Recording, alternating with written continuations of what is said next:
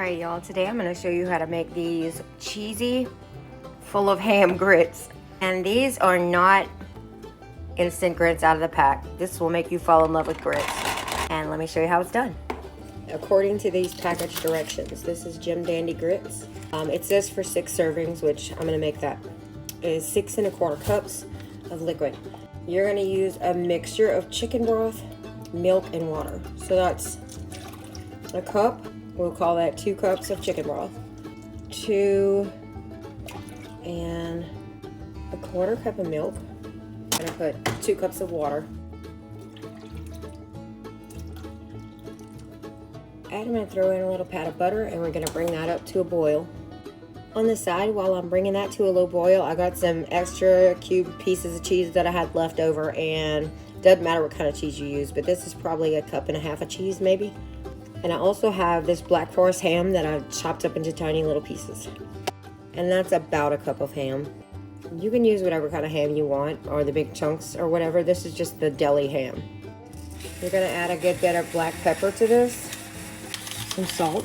But I put a couple of red chili pepper flakes, crushed red pepper flakes, and a little bit of whatever Cajun seasoning you want to put in there, and a sprinkle of garlic salt.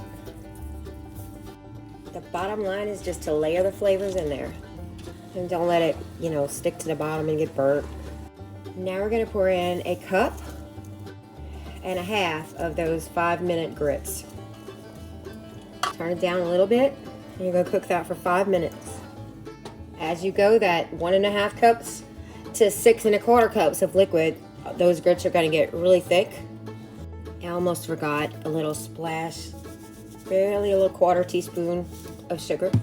By the way, y'all, this is the exact same grits that I use when I make shrimp and grits. You would just be cooking your shrimp with garlic, butter, lemon, onions, and all of that in a separate pot to top over these. But we don't always make it with shrimp. Sometimes we just make it like this with ham and cheese. I'll go ahead and dump in all this cheese and just let it cook. Yeah, I ate a piece. Melt all the cheese right down into your grits. And then I'm going to add this cup of chopped up Black Forest ham. Let those grits finish cooking for a couple more minutes. You can even add bacon into here if you wanted to. And after the 5 minutes is up, we're going to just cut the fire off. I'm going to stir it still for a couple of minutes. Or you can just remove it off of the fire and let it thicken up. Stir it up, taste it, and see if it needs anything. I threw in a little bit more cheese, and look at that. These grits are full of cheese, full of flavor. Make it creamy and super flavorful. Now that it's cooled off, we're gonna put it in these containers, sprinkle a little more cheese on top, seal them up for my fiance for breakfast, and we're making one for his coworker.